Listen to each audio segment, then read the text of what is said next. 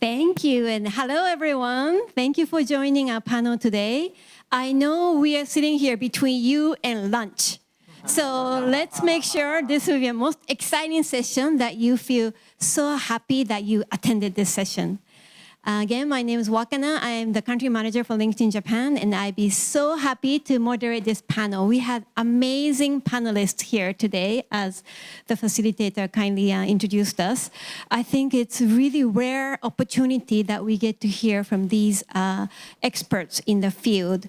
So I'd like to start off for this panel. We heard from the morning about Pax Japonica, in this chaotic world, how Japan's uniqueness is now shining in the world. And I love to hear everyone here as a perspective on what does Japanese uniqueness in management mean to you? Because this is a business panel. And why does it still matter today? So I'd like to start from Claire. Well, good morning, and thank you so much for having me. I think I want to be a little bit provocative in saying, is it so unique what Japan has? And number two, it's a breath of fresh air based upon this traditional principle. I think we're actually at a stage where we're looking at Japan as a breath of fresh air, but is it something so new that we have been doing? Great, thank you. And let's go to Ethan online. So you're an HBS professor today, joining from Apple headquarters, I hear. Indeed. Thank you so much. It's a pleasure to be with you all this morning. I wish I could be there in person. I say hi. I can't quite see the audience clearly, but I say hi to some of my old friends. I think Alan Miner, Joey Ito, a couple others are there. And in terms of the lightning round answer, Wakana, to your question, I was reflecting on this. In my 12 years on the faculty at HBS, I've written more HBS cases about leaders in Japan than any other geography around the world. And one of the reasons for that is because Japan has a history of senior leaders who are management philosophers, who actually push the envelope when it comes to how they lead, how they structure their organizations, trying different things when it comes to actually trying to get the talent within the organization to thrive. And that may be very well unique or not unique. It's an interesting question that we can explore in the panel, but useful, certainly, as the world thinks about the next evolution of how to lead people. Great. Let's dive into that more later. Ken-san. Hi, good morning, everybody. Unfortunately, most of my education is not from Japan. And also, I haven't worked in the Japanese companies. For those of you who don't know Ken-san, so he's the CEO of a very hot startup called Shizen Energy, and he's managing the global team from Japan. So what I can talk about Japan is my from family business, which is a tea ceremony from 400 years ago. In the tea room, we have the word called wake seijaku. It means harmony, respect, calmness, and we say that the most difficult, we have 4 letters, and the most difficult part is to respect the others. But I think Japan still have that to how to respect, the others. I think that is one of the biggest uniqueness compared to the other part of the world. Beautiful. Wake seijaku. Thank you. Let's go to Bob. Yeah, I think the words that come to mind for me are patience, stability, balance, and probably balance in many dimensions too, between short and long term, between different stakeholders perhaps, many different constituents. I think the Japanese leadership model and probably some of what Ethan's written about really reflects, I think for me, incredible balance about the forces that leaders deal with. Great. So I think what we heard is more about the leadership characteristics that can be unique but common in Japan, and some of the philosophy that gives peace, harmony, stability can be something that we can be proud of going forward. I'd like to turn to Claire again about you manage one of the most traditional Japanese companies called Itochu. And I believe you are also the CEO of Itochu America during COVID. And I love to ask, how does Japanese style management translate or sometimes fail to translate in international contexts? So I think in order to give context to this question, we really need to be thinking about who our stakeholders are. And I think stakeholder capitalism is something that we have been focusing on. So when I say we, I'm actually talking about Japan and the U.S. And I think in the U.S., certainly before COVID, there was definitely much more focus on the stakeholders being shareholders. But I think that changed during COVID in the United States as well. I think the stakeholders definitely meant employees. The CEOs of American companies were very much focused on the health and welfare of their employees. And that is something that is, if you were to say, quote, unique for Japanese companies. But I think my point is that, oftentimes when we talk about the US and Japan, we're not so different. I think there is this tendency to think about the stakeholders in a broader, wider sense. I was actually quite struck that during COVID, when one went to look at the trust barometer, many of the employees actually noted that their employers, the companies, were the most trusted. So in that sense, there are things that American companies are doing as well, which are very considered to be unique to Japanese companies. And I think, there is this discussion, even in the United States, thinking about who the stakeholders really are, as we're having the same conversation here in Japan. So, thank you. No, I believe it's true that all these stakeholder management called Nemawashi in Japan is more done in American corporations than, maybe in some of the newer Japanese corporate practices. So thank you for giving this context about stakeholder management. I'd like to now ask Ken-san about what are the real challenges and opportunities of leading Japan-headquartered global teams? I think there are more opportunities than and the challenges that we have about our team is about 300 and our employees from maybe 20 to 30 countries.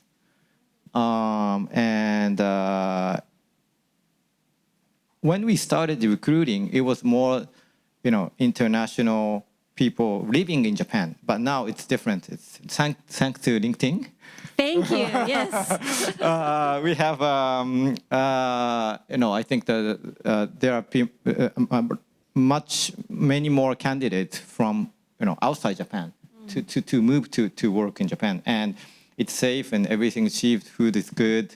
So, I think that the only challenge is the language.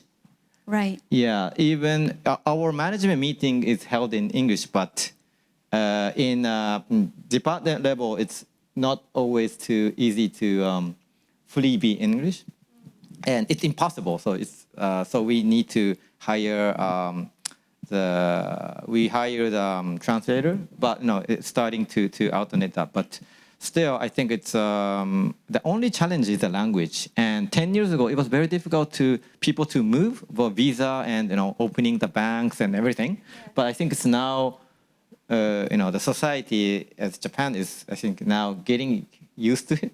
So I think it's getting less hurdle. But so yeah. But I think there are big opportunities for Japan in terms of management. Thank you. Yeah, in the morning session too, we heard how Japan's becoming more attractive to people outside of Japan to come and work for, thanks to its culture, stability, and also food. And I'm glad to hear that LinkedIn is contributing to your teams that way too. But it's interesting to hear about the language because of the, this generative AI. Now it's really lowering the hurdle for these language barriers. Yeah, I think it's a good opportunity for Japan. Of course, yes. I'm deeply involved in the small village called Nozawa Onsen. It's Yes. It's a famous ski resort, yes, isn't it? about 3,000 people, and but 10% is not Japanese 10% of of the population. So population, living people. living in Ozawa. Really? So I think it's not just the business. It's like it's Japan is changing.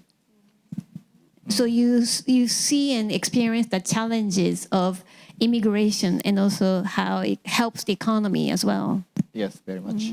Great to hear. Bob-san, thank you for waiting. I love to hear the global perspective on how does Japanese management differ from global models, especially in terms of strength and areas that might slow change. Well, first, I have to probably share a little bit of my vantage point. Leading a global consulting firm, I have the benefit and the privilege, actually, to really meet with leaders all around the world. I've lived myself in the Middle East for the last 10 years, but American by birth. And, I think what you see in the West is, first of all, to establish that leaders are under tremendous pressure. And the pressure oftentimes is very much short term, whether it be quarterly earnings and results, whether it be the pressure to innovate in AI, balancing, sustainability type goals, meeting employment and labor concerns. The pressure, I would say, is constant. And you see that. And for many, I think it really reaches almost a breaking point. In fact, we're seeing privatization, delisting of many public companies. I think the growth of private equity has helped facilitate that, where it's just not natural for many businesses that have longer capital cycles that need to be more patient with their investments. So now if I contrast Japan to that model, I think there's a lot to think about. There's a lot to champion in the balance, I think, that Japanese organizations and Japanese leaders find, really, establishing long-term goals, being patient. I talked about earlier in terms of investment, it's kind of natural. I think it's developed over time, but I'd say, an economy which at times, a global economy, which is racing the other way, it stands as a very sharp contrast to, I think, what many leaders face in other parts of the world. So that's an exciting model to emulate. And, I think the rest of the world could benefit from trying to find more of those points of balance. Thank you. I see Ethan nodding to everyone's comments. So I'm sure you can incorporate everyone's comments to really, enhance what does leadership mean in this, Japanese global perspective where we can really enhance our strength. I have indeed been nodding along. I wrote an article once on stakeholder capitalism in Japan. So Claire, I agree with you there. Ken, I agree with you that Japan is changing and that the world around it is changing. And Bob, you have a very unique perspective, and I very much respect and agree with what you were saying. And so I was trying to figure out what kind of question you asked me, and that's a hard question to answer, Wakana. So I thought I will pull a good old HBS strategy here. Since I don't know if I know how to answer it, I'm going to ask the audience for some help. As I thought about the way in which the various historical and current management practices in Japan might be strategic assets for leadership in a global context, I thought about what are the behaviors we care about. So at least one of my faculty colleagues, Cameron Anderson at the Haas School, talks about 5, and I wrote them down here because I don't have a way to share. So, Great. So we can see credibility, advocacy, openness, trustworthiness, and liability.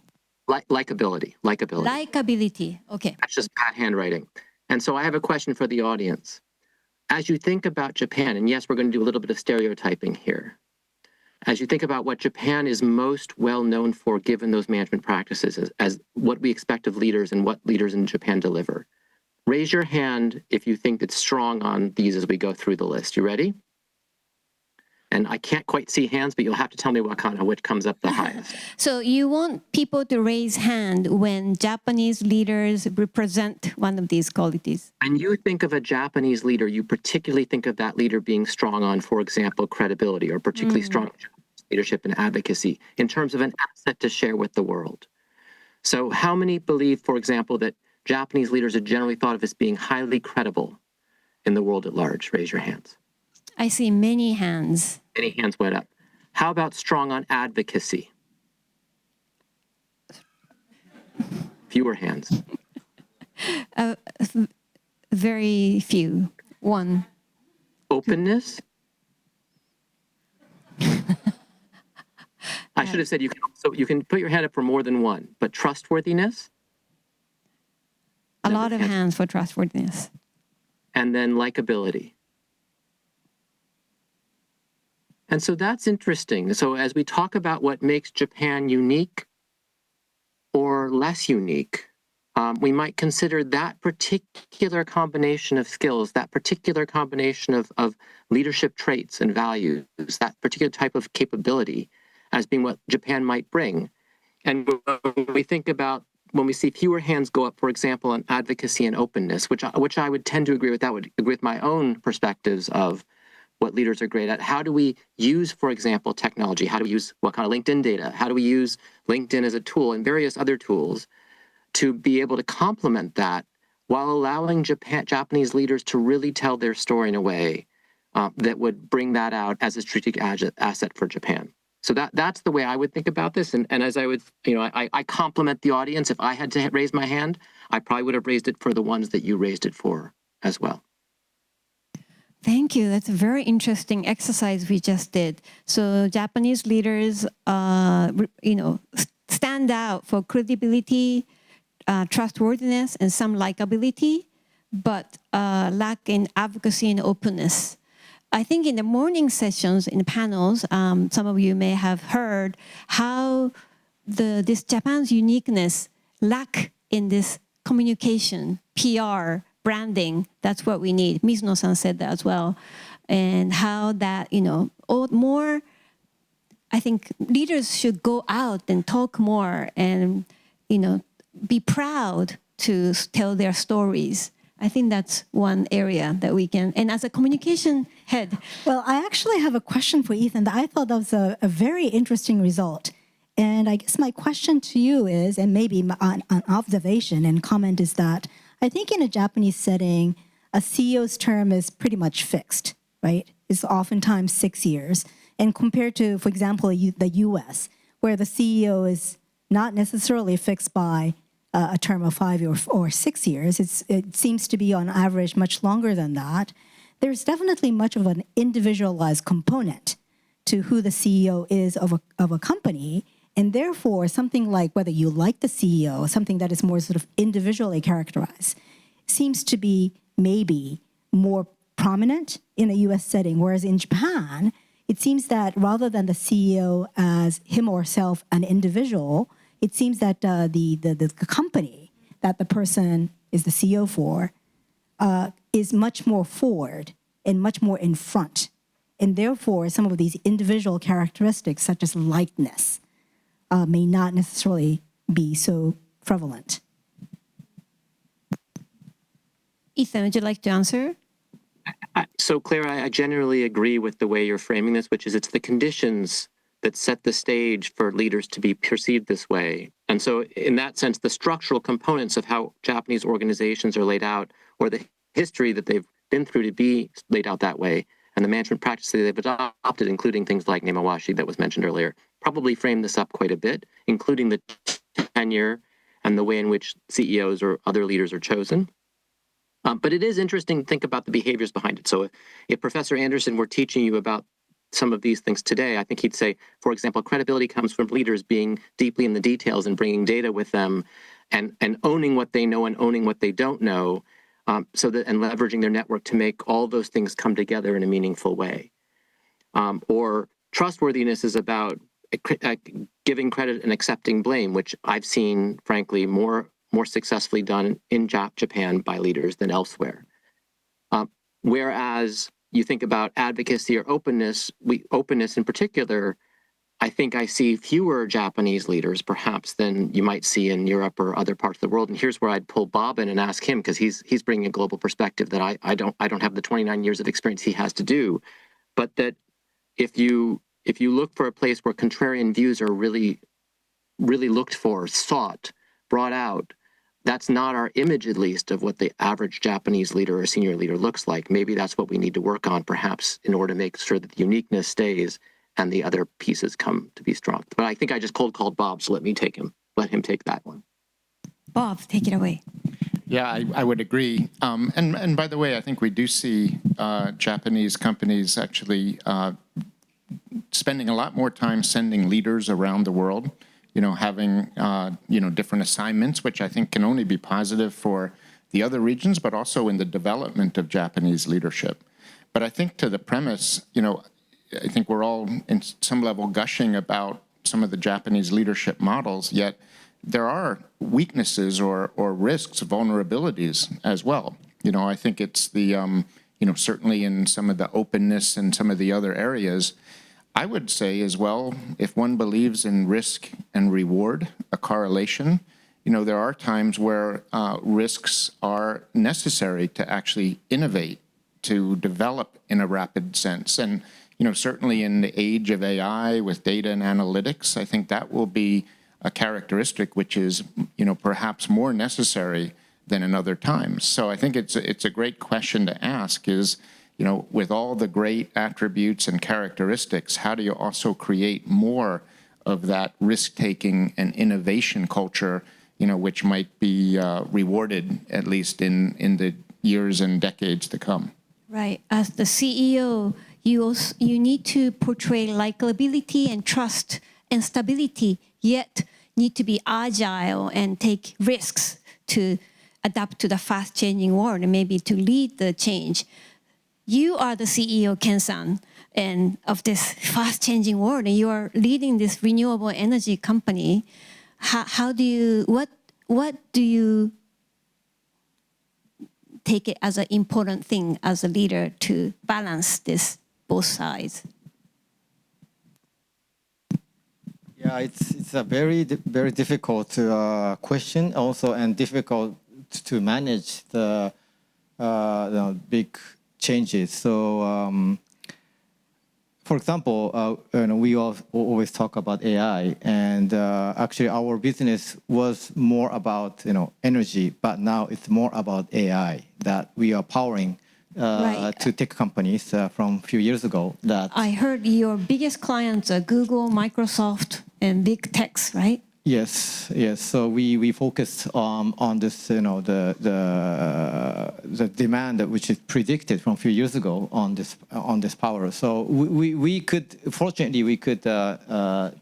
shift, and actually what is happening now is that Japanese,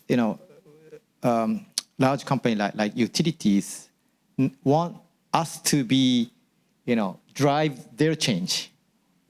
They want you to drive the change for them. Yes. So that's a very good, way of, leveraging, the both the strengths that I think it's because of not just a number of people makes very difficult to change.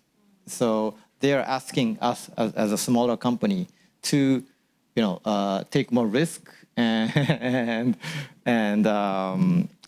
drive their change to give outside pressure to their organization. That's interesting. So these Japanese big corporations are using the smaller partners to take risks to adapt to change faster. Yeah, I think this didn't happen 10 years ago.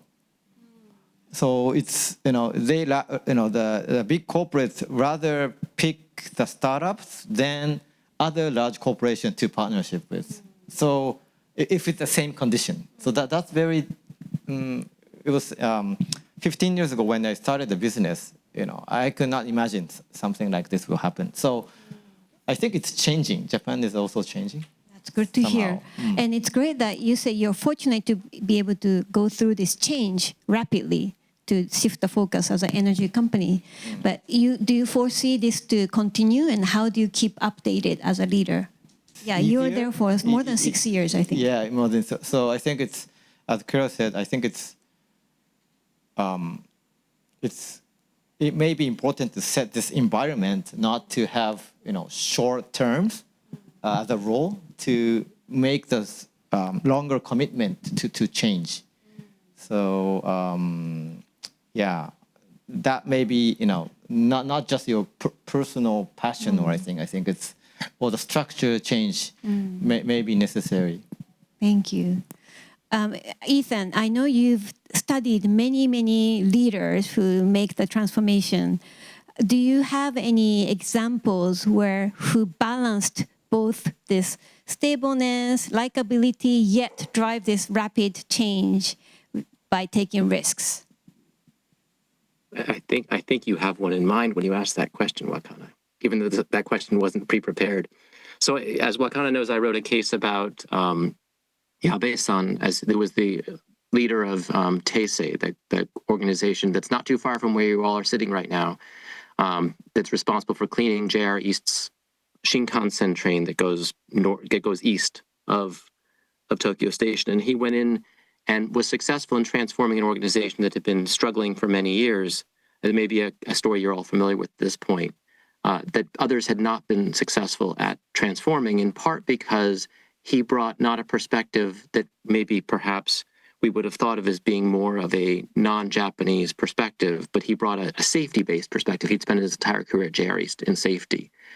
As he puts it, he knows that you do not tell people to be safe, you create a safety culture, you create a system and a structure around which safety naturally grows and people act in a safe way. You create behaviors from the system.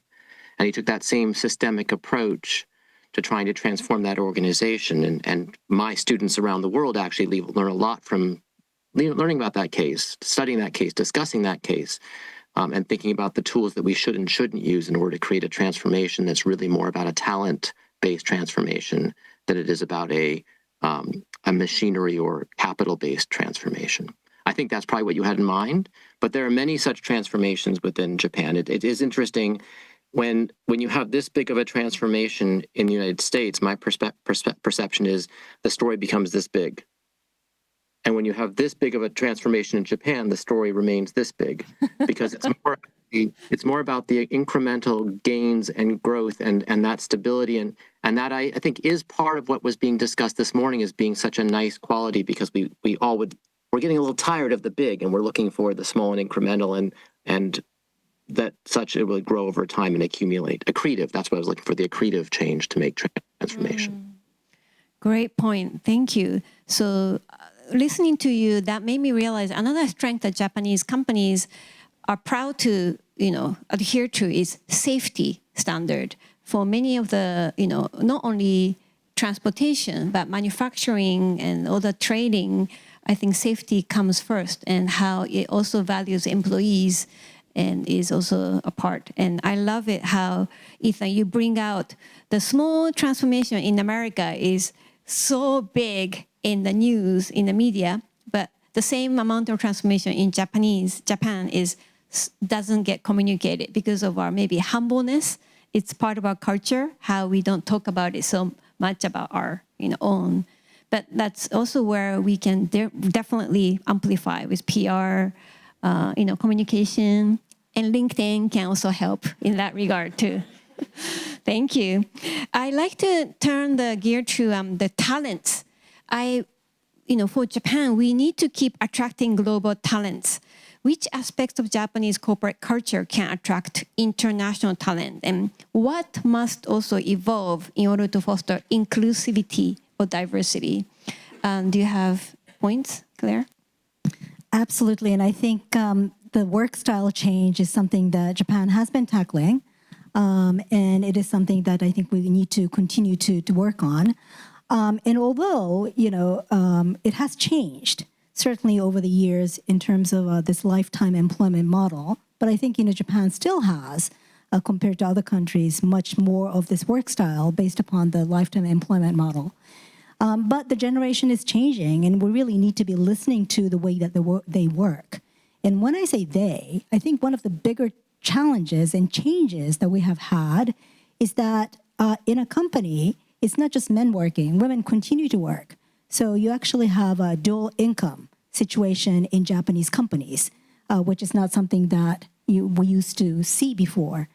Just within our company, those over the age of 50, whether they're dual income or not, in terms of percentage, is much smaller than those in their 20s. And we need to really be thinking about their work style, their lifestyle. And this traditional Japanese model of long hours is just not sustainable from the individual perspective as well as from the corporate perspective. And we have actually introduced ways so that we focus on efficiency. We believe that if employees come in early, they can leave as early as 3 o'clock. We also have introduced, like many other companies, work from home. Although I think that's been a challenge for many companies, including American companies, which are not moving away from work from home. So I think it's this consistent challenge in terms of balancing efficiency, appreciating employees' wish to work in a very free way, but still thinking about, at the end of the day, what is good for everybody concerned. Great. So do you think Itochu's been successfully transforming its work style? I think we have definitely focused on efficiency. It used to be the case that people were coming in around 9 or 10, leaving late, going out drinking, but we've changed that by focusing on how you have to actually come in early. We actually pay overtime for coming in early so that people are focused more on this morning work style. And that has definitely improved our efficiency and productivity. That's great to hear. Maybe that is demonstrated in the share price also. Itochu is really skyrocketing. So the PBR is pretty good, so thank you. Great. Do you have any perspectives on this, Bob? I was thinking about, certainly work-life balance throughout the world has become more important, and I do think there's a generational element to that. I think hearing Claire-san talk about her experience and sort of the traditional Japanese kind of work commitment, let's say, is probably part of that. Yet I think as well, behind that as well, one of my, favorite terms of, I guess Japanese philosophy, if you will, is ikigai. It's something that our teams here really have brought to the rest of the firm globally, which I think we're much better for it. That, work life, I think, has given way to, probably a much more, I'd say, comprehensive look at well-being, mental well-being, certainly physical well-being, spiritual well-being. All of that has to be in balance. And I think this generation, which is coming, I see that in our newer employees, our younger employees. I see that in my own children who are 20-somethings. They want something different out of their careers. And they're much more demanding, not only the stimulation they get at work, but the balance they take away from work in all those different dimensions. So, I'd say experimenting through that, listening to the change that you've gone through, yet, I'd say the ideals are still there to strive for something more, that it is about not just physical safety like Ethan talked about, but, really, I think, well-being in a much broader sense, which I think is what the world needs a bit more of, too. So right. In Japan, we heard ikigai, for so long, and now it's been, featured in many countries with many books coming out, and that's very interesting from Japanese perspective. But maybe it's a good time to come back to that. And I know that it's also inherent in the, tea ceremony that you mentioned about wake seijuku. What do you think is something, is needed to attract international talents to Japan?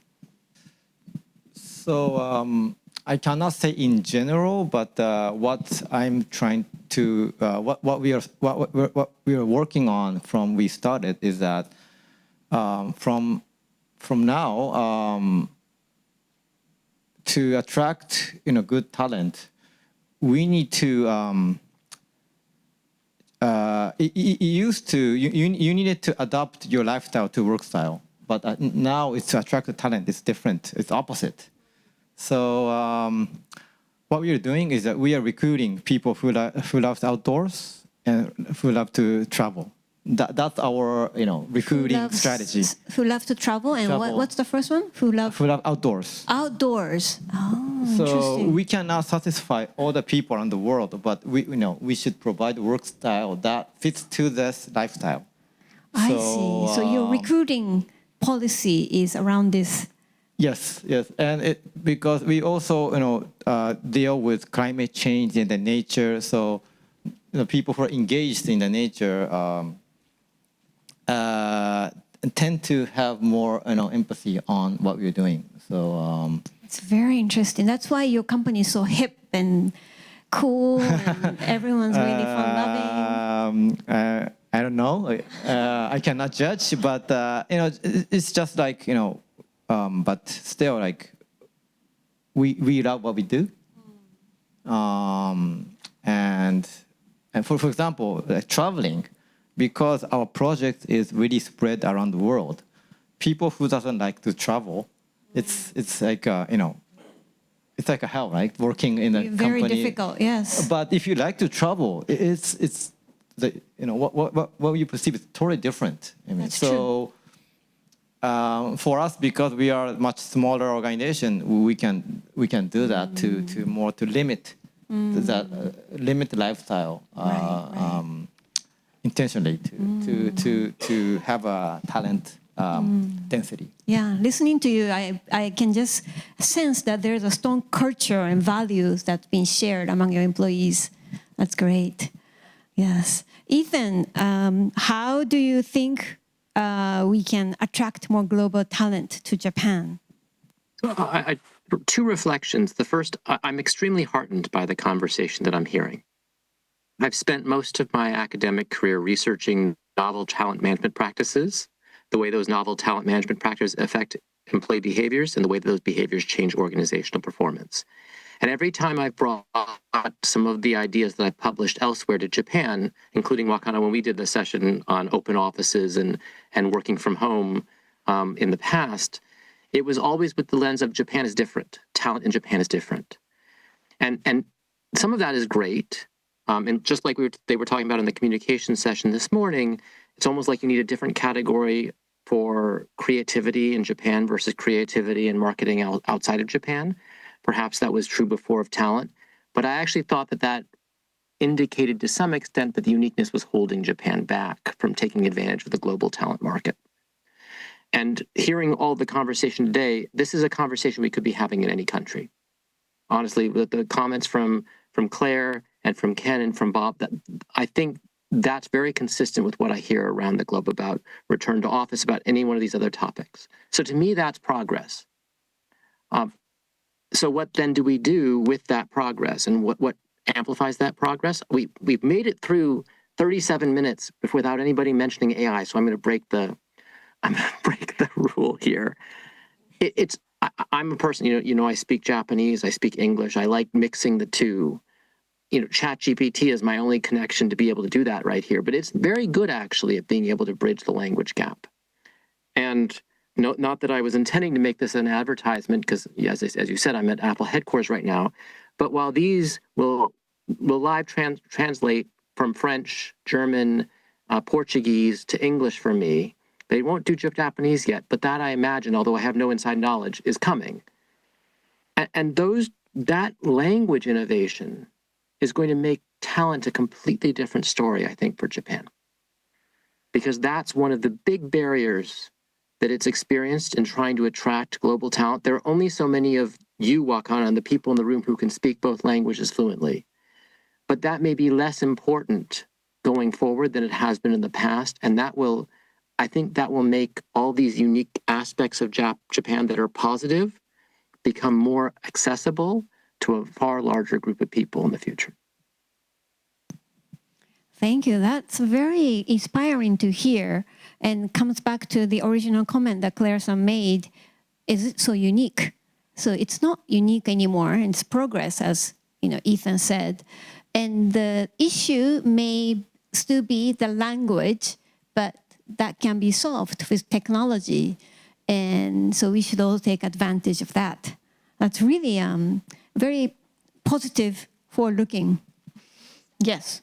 So I think you're absolutely right, Ethan. And I think, when we think about global talent, we think of people who can speak multiple languages, who have lived abroad, this and that.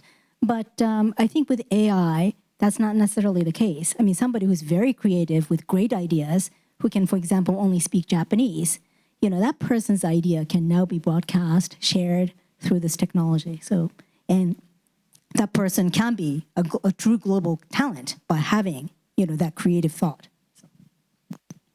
Great. So before we move to the Q&A session, I'd like to, if you could preserve one Japanese management principle for the next generation, or transform one, what would they be? Is a lightning question before we go into the Q&A. Bob, would you like to start? I would say kendo quality, really doing everything, I'd say, with a commitment to doing it properly, doing it well. That I think is something that, again, should be preserved and strengthened in many parts of the world. Great, thank you. Quality. Ken-san. Yeah, as I said in the opening, it's respect toward the others. Respect. Yeah. Thank you. Ethan? As a person who does field research, I've always liked Gemba because it does represent the view that in order to see something well, you have to come and see it in person, even though I'm sorry I can't be there in person today. Gemba, thank you. Claire? Well, I have to say Sampo Yoshi, which has, of course, become a Harvard Business School case recently. So Sampo Yoshi by Itochu. Would you like to explain what Sampo Yoshi means? So Sampo Yoshi means good for the seller, good for the buyer, and good for society. San means 3 in Japanese. Ho means ways. So 3 ways good. And that is what ESG is all about. Exactly. So Sampo Yoshi is this philosophy that's been around for more than 150 years. So it's nothing new. But I think, quote, the West is sort of waking up to how important Sampo Yoshi. And I think we're kind of surprised that it's sort of gained so much attraction because to us, it was something that's been around for many, many years. Yeah, great. Thank you. So let's now move on to Q&A. For those of you who have questions, please raise your hands. We take 2 or 3 questions together and answer one by one. The gentleman and then a lady in front. Thank you. My name is Kiran Sethi. I run an international trading company based in Kobe. My question to you, maybe Chino-san and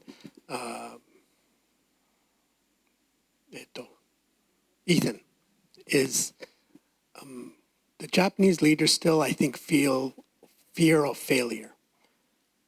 And I think that runs counter to innovation. How do you see that changing going forward? Or do you see it changing going forward? Next question.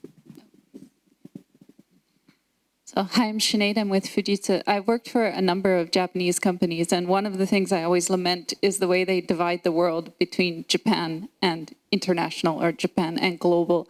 So, Claire, I'm interested in your experience with Itochu America, and if you see any kind of winning strategies for leadership trying to unite the company in some global practices.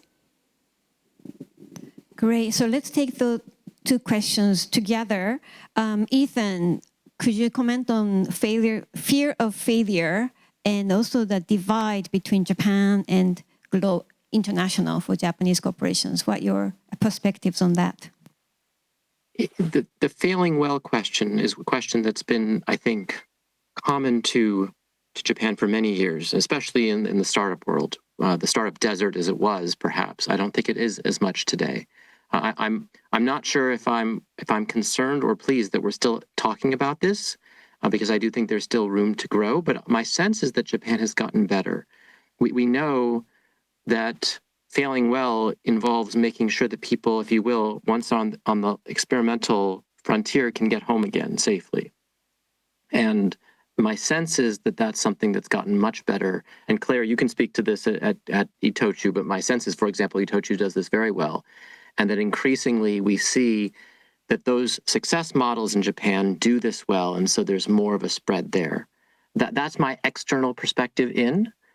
Perhaps Ken can give an internal perspective out and tell me that actually I'm just an academic who doesn't understand the realities on the ground. But at the same time, I'm standing here in Silicon Valley where failure is supposedly deeply embraced, and yet it still hurts to fail. And so I actually think that the divide that might have been once much larger has gotten smaller. And about the Japan versus international, do you have any perspectives on this? I just like plus 100 to that. I don't know.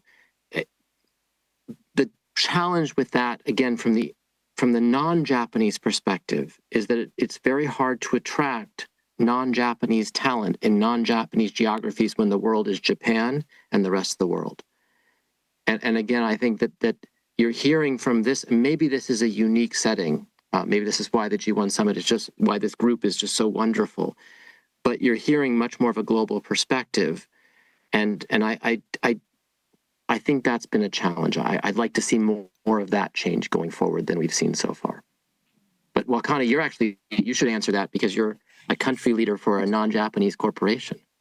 Yeah, I can add one point to that. So LinkedIn, as you know, about 1.2 billion members use globally, and global labor force about 3.4 billion. So over 1/3 of the people who work use LinkedIn, but not so much in Japan yet. It's growing rapidly. So what's happening with Japanese global companies in Itochu is everyone else around the world using LinkedIn to do business, to hire, to network, to brand, except at headquarters. So that's my job, to really encourage them to start using and really have HR governance, because then you can use really HR data based on skill set to really grow and accelerate their talent development. But Itochu is doing a very good job on LinkedIn as well to promote and use LinkedIn to hire people as well. Claire-san, yes. So I think it really boils down to communication. And even though, for example, it could be like, sampo yoshi or any of these terms, if you're talking to the audience who's Japanese, sampo yoshi is pretty much understood. Whereas to the American audience, you have to really describe what it is. So I think you have to really understand how to deliver your message to the audience in front of you. And just to go back to the LinkedIn example, and this is a story I tell from time to time, but when you look at the LinkedIn description of yourself, your background, right. I think oftentimes in a Japanese context, your sort of work resume is, in 1980, I joined Itochu Corporation. In 1985, I was promoted to section team, leader, this and that.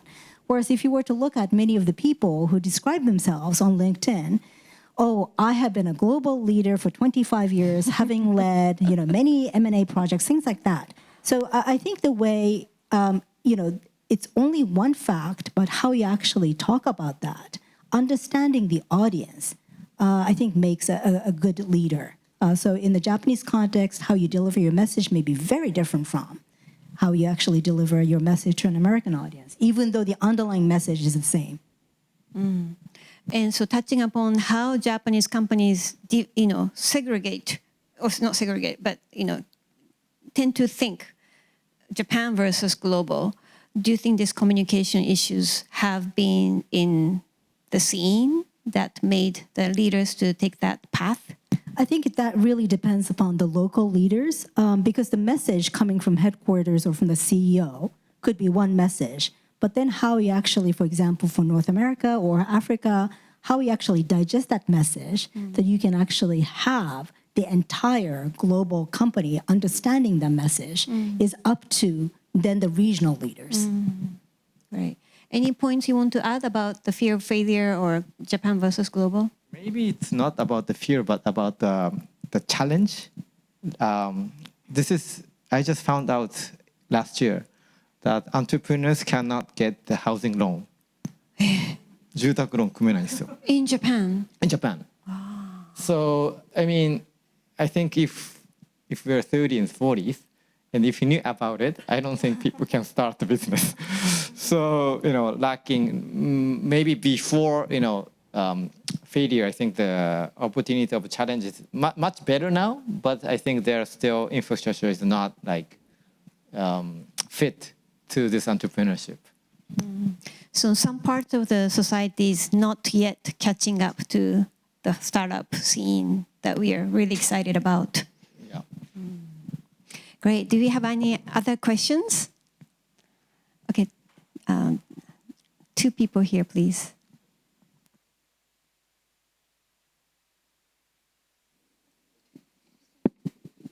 Hello, good morning. My name is Kendall, and I am a GLOBIS student, but by background, I am in market research. So earlier, we touched on the subject of having a global perspective, and I do believe that for Pax Japonica to be realized, one does really have to have that type of mindset. Any of the panelists are free to answer this, but my question is, do you believe that the ordinary or the average Japanese worker is already cultivating that type of mindset? And if so, what areas do you think they demonstrate strength in terms of global thinking? Thank you. Next question, please. Hello, my name is Tanima. I'm also a GLOBIS student. So my question is kind of related, but I work in a Japanese company, and I can realize that the communication style in a very traditional Japanese company, and if we look at like even in Asia, not like the Western world, it's a very different. So my question is like, how can we fill in this gap between when we are actually working in Japan, like the communication, because I feel this is a big hurdle for the people who are coming from outside and also for the people who are working in Japan. Thank you. Thank you. Would you like to take that, Bob? Yeah, probably more on the first question. I think we've talked a little bit about generational shifts and maybe what the future generation really wants. I think a good example is around media, entertainment, gaming, right, where you see very quickly a global industry forming, and certainly the recent acquisition of EA Sports, where you had Saudi investment, Japanese interests, American capital as well. It's really, I think, a demonstration of a sector of an industry which is actually incredibly connected, right? And, I think we'll start to see more of that where you see, certain segments which are just, becoming incredibly global. And, some of this movement of resources it happens in a much more fluid way. So, I think you'd look to examples like that where, again, with a generational lens on it, that the world is increasingly connected, and this generation is far more connected than certainly, people like myself who have been around in business for a while. I think this next generation is going to look at that very differently, and I'd say gaming, media, entertainment are great examples of that. No, I do see a younger generation, Gen Z, we call it, or students, have definitely different mindset. And I can talk about the data from LinkedIn as well. In Japan, a lot of younger people no longer want to work for the same company for 40 years. They are really more interested in career ownership and build their own skill sets so that they could have a good career that they can mandate on their own, not by HR department. Ken-san or Claire-san or Ethan, do you have any comments on the two questions about the global mindset as well as the communication in Japanese corporation? Claire? So actually, Ken and I were talking during the preparation for this session. We actually both grew up in Los Angeles, although we're Japanese. Really? Yes, and we're actually practically neighbors. And Wow. And we were saying that, so Ken was saying to me, oh, how is it that you could actually work for a Japanese company? I can never do. Yeah, I have the same question to you, Claire. But I think that the point is that it's not necessarily just, Japanese as opposed to non-Japanese. Those who have had experiences outside of Japan, even though you may be Japanese, also have this issue of how you actually assimilate. But I think that's the same in other, areas too. And you have to really think about how you make yourself heard, how you actually make somebody comfortable. In an American setting, if I were to talk in my Japanese way of doing things, I'm probably seen too passive, too quiet. So you have to have different persona to be able to be accepted in that particular community in order to be heard. Different persona. Oh, so you create your own persona? Well, I'm sure you're more aggressive when you're speaking English than in me Japanese. too. Exactly. Yes. There you yes. go. So. Yeah, I think I tend to be more kawaii when I speak in Japanese, but use the deeper voice tone when I speak in English. I feel that. Ken? I think one global does not exist because you only can see from the locals to to see the global. That's actually the founder of Patagonia said, there's no word such as global. I see that you're wearing a Patagonia we shirt. have a partnership with them. Your partner? Yes. Oh, great. I from my experience, we have like business under like 10 countries and it's all different. So, there's not like US is dominating everything. So I think it's, again, the respect towards each culture is very important. So there are some, our employees used to say, Japan and other part of the world, but people who say that doesn't know other part of the world. So, I think it's always you cannot understand everything, every part of the world, but having the respect to the others will give you more information of the local culture and differences, and I think that will important for the peace. Great, very important message, Bob, and then we go to Ethan. Yeah, I would add, I think this, so first, I've spent half of my career outside the United States, and I would say the exact same thing applies for many Americans, many Europeans, many other parts of the world, that, having a more rounded global experience is fundamental to many industries and maybe success in a global stage.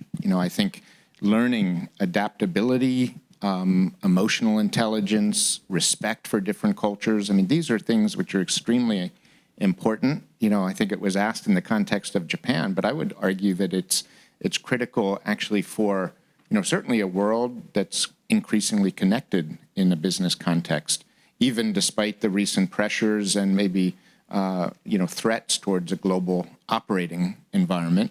I think it'll still be important, certainly from a management and leadership perspective. Great. Ethan? I just wanted to come back to the thoughtful question, is the next generation ready? The answer is no, but the answer is no everywhere. I have a 7-year-old and a 13-year-old. I don't know how to prepare them for what's to come. I'm doing my best. And I think that's what we have to continue to do and iterate as we go. And to the point, the question earlier about failing, we have to make sure that we can all fail in that process and keep learning from it. But think about the panel first. I didn't realize until just this moment that 3 of us were born in Los Angeles. I don't know, maybe, Bob, maybe you have a hidden Los Angeles. Wow, we have a very high concentration of LA leaders, yes. Does that just mean that LA did a better job of preparing the 3 of us for this, to end up in this? I don't think so. So I do want to come back to this notion that was introduced by all the panelists, that question as to whether we're not ready is probably less about geography and more about all the choices that we make. And relatively speaking, I don't know that I have any data to suggest that Japan is more or less prepared at the next generation than anywhere else.